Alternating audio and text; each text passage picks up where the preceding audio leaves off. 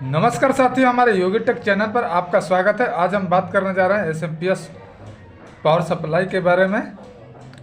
ये बहुत ही simple circuit diagram है एसएमपीएस पावर सप्लाई की। इसमें क्या क्या कंपोनेंट्स लगे हुए हैं, ये किस तरह से वर्क करता है, इसको हम कैसे चेंज देख सकते हैं, क्या क्या फॉल्ट्स इसमें आते हैं, हम उस पर डिटेल से हम बातचीत करेंगे।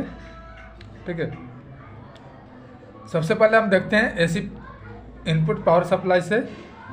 हमने यहाँ पर 220 volt AC input power supply दिया। सॉरी, यहाँ पर फ्यूज लगाया है मैंने, और देखिए ये एमओबी हमने लगा दिया प्रोटेक्शन के लिए। ये एनटीसी है, नेगेटिव टर्मिनल कोफिशिएंट। जैसे ही करंट ज़्यादा आएगा तो हमारा क्या होगा, एनटीसी का टेम्परेचर बढ़ेगा और हमारी फ्यूज उड़ जाएगी। ठीक है, इसके साथ में एक रेजिस्टेंस लगा हुआ है, फिर एक कैपेसिटर है, और ये इंडक्टर लगा हुआ है। इसको बोलते हैं ईएमआई सर्किट, इलेक्ट्रोमैग्नेटिक इंडक्शन।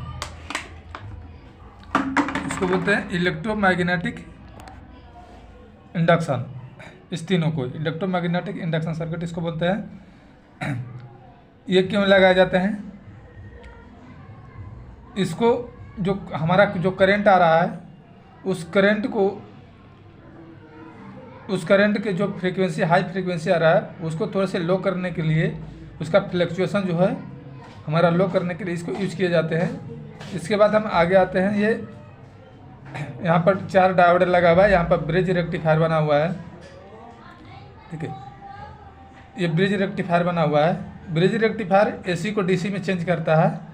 ठीक है, जैसे यहाँ से 220 वोल्ट एसी इनपुट दिया, ठीक है, तो √2 से अगर मल्टीप्लाई करेंगे, √2 का जो वैल्यू होता है 1.414, तो ये हमारा 311 वोल्ट के करीब आएगा। 311 वोल्ट है। ठीक है, तो जब हम एसी से डीसी में चेंज होता है तो कुछ इस तरह से हमारा होता है ग्राफ, मैंने बना रखा है। इसके बाद में हमने एक कैपेसिटर लगा रखे हैं। कैपेसिटर फिल्ट्रेशन का काम करता है, प्योर डीसी बनाता है, लेकिन फिर भी इसमें कुछ एरर्स रह जाते हैं। ठीक है, तो ये कुछ इस तरह से चलेगा। ये होगा क्या एक्चुअली में, स्ट्रेट लाइन ना होकर थोड़ी सी इसमें नॉइज रह जाती है। ठीक है, इसके साथ में हम आगे बढ़ते हैं। यहाँ पर हमने स्नबर सर्किट लगा रखा है। स्नबर सर्किट 3 चीज़ों से मिलकर बनता है, डायोड, कैपेसिटर और रेजिस्टेंस। ठीक है, ये भी प्रोटेक्शन के लिए हैं। जो यहाँ पर देखिए ट्रांसफार्मर लगा हुआ है, प्राइमरी वाइंडिंग ट्रांसफार्मर इसको बोलते हैं। ये सेकेंडरी वाइंडिंग लिख भी रखा है मैंने, प्राइमरी वाइंडिंग और ये सेकेंडरी वाइंडिंग। हम सबसे पहले प्राइमरी वाइंडिंग के बारे में ही बात कर लेते हैं। प्राइमरी वाइंडिंग है और इसके साथ में ये एक एक्जुलरी वाइंडिंग है। यहाँ पे ये हमारा क्या है, एक्जुलरी वाइंडिंग का ट्रांसफार्मर है। ये हमारा कैसे वर्क करता है इसको देखते हैं। यहाँ पर PWM लगा हुआ है, पल्स विथ मॉड्यूलेशन।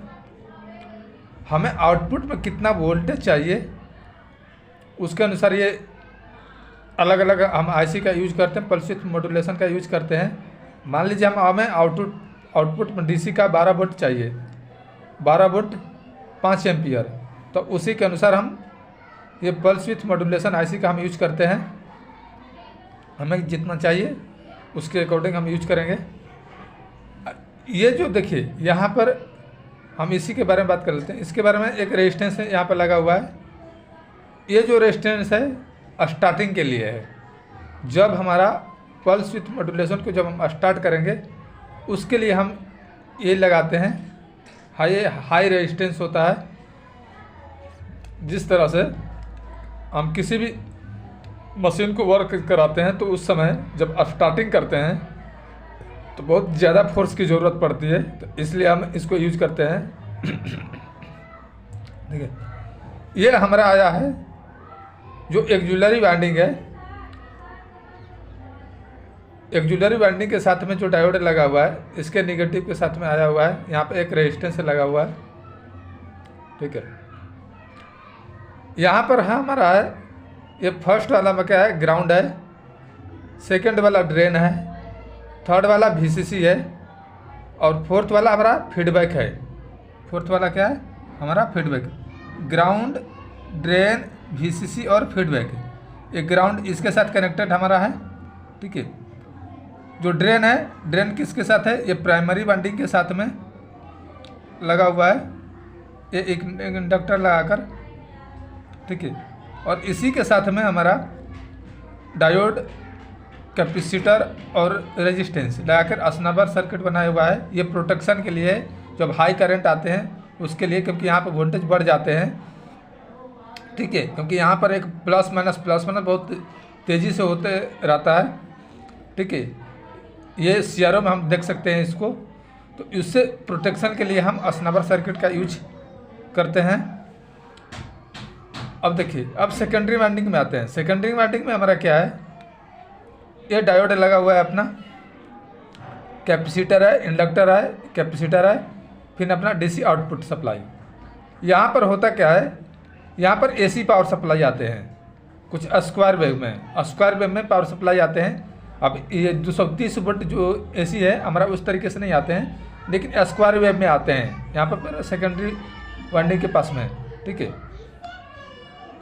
इसके साथ पे डायोड के साथ डायोड लगा दिया तो डीसी कन्वर्ट हो गया। डीसी के बाद में ये कुछ इस तरह से आएंगे, कैपेसिटर लगाने के बाद में डीसी तो कन्वर्ट हो जाएंगे, लेकिन ये होगा क्या कि इसमें एरर आ जाते हैं, थोड़ी नॉइज कुछ इस तरह से हमारा बिहेव करेगा। लेकिन एक और इंडक्टर लगा देते हैं यहाँ पे, इंडक्टर लगाने के प्योर डीसी हो जाएगा, इसमें कोई भी एरर नहीं रहेगा, प्योर डीसी हो जाएगा। तो डीसी हमने इंडक्टर लगाने के बाद एक और कैपेसिटर लगा तो ये प्योर डीसी हो गया। ये होता क्या है ना कि ये जितने भी एसएमपीएस हैं हमारा मांगे वाले एसएमपीएस उस सभी में लगे होते हैं, ठीक है। ये प्योर डीसी के लिए सभी में लगे होते हैं। जो कम पैसे वाले होते हैं उसमें नहीं लगे होते हैं, उसमें डायरेक्टली डायोड के बाद में ही कैपेसिटर लगाकर हम आउटपुट निकाल देते हैं, ठीक है। वो प्योर डीसी नहीं होता, लेकिन महंगे वाले जितने भी हैं उसमें होते हैं। जैसे इंडस्ट्रियल आपका एसएमपीएस है उसमें सभी में लगा होता है, ठीक है। यहाँ से आउटपुट निकल गया। इसके बाद में हम आते हैं TL41, ठीक है। TL41 में हमारा क्या होता है, देखिए TL41 यहाँ से हमने 3 टर्मिनल्स होते हैं TL41 में। ये मैंने लिख रखा TL41, एक पॉइंट है 1, 2 और 3।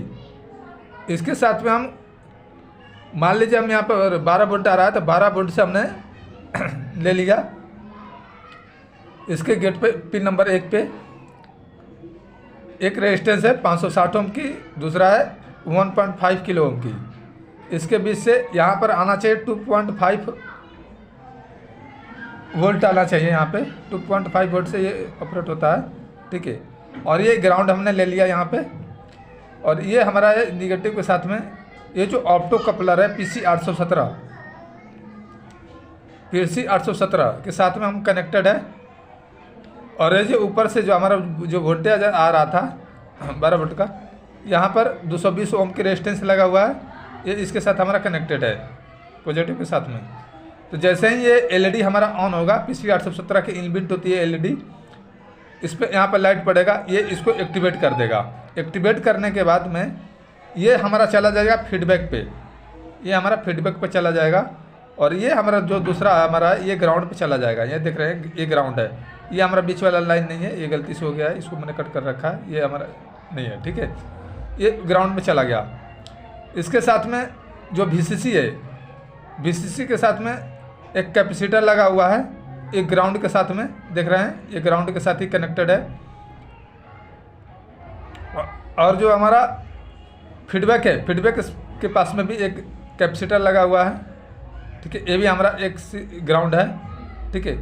तो ये होगा क्या, ये जो PC 817 है ये क्या करेगा, यहाँ से जैसे ही वोल्टेज कम ज़्यादा होगा ये तुरंत पल्स विथ मॉड्यूलेशन को देगा, तो मॉड्यूलेशन उसी के अनुसार आउटपुट में पावर सप्लाई हमारा निकालेगा। मान लीजिए कि 220 वोल्ट यहाँ पर है, यहाँ पर AC का 240 वोल्ट हो गया, तो यहाँ पर तो गड़बड़ वाली बात हो जाएगी। तो इस वजह से PC 817 लगाते हैं और तुरंत पल्स विथ मॉड्यूलेशन को ये डिफाइन करेगा कि वोल्टेज ज़्यादा आ रहा है तो उसी के अनुसार अपना पल्स हमारा जनरेट करना शुरू कर देगा। तो ये आउटपुट में हमारा फिक्स वोल्टेज देगा। अब थोड़ा सा हम ओवरव्यू एक चीज़ और देख लेते हैं कि इसमें हम क्या क्या कंपोनेंट्स को चेक कर सकते हैं। ठीक है, जैसे मैंने लिख रखा है 1.5 किलो ओम की रजिस्टर ओपन होने पर वोल्टेज हमारा क्या होगा, डिक्रीज होता है। देखिए 1.5 किलो ओम की रजिस्टर, ये रहा 1.5 किलो ओम की रजिस्टर, क्या होगा, वोल्टेज क्या होगा, डिक्रीज होगा। ओपन होगा तो अब जब 560 ओम की रजिस्टर ओपन होने पर वोल्टेज हमारा क्या होगा, इंक्रीज होगा। जब ये वाली रजिस्टर हमारा क्या होगा, ओपन होगा तो वोल्टेज हमारा क्या हो जाएगा, इंक्रीज हो जाएगा। TL41 शॉर्ट होने पर वोल्टेज इंक्रीज और डिक्रीज फ्लक्चुएट होगा।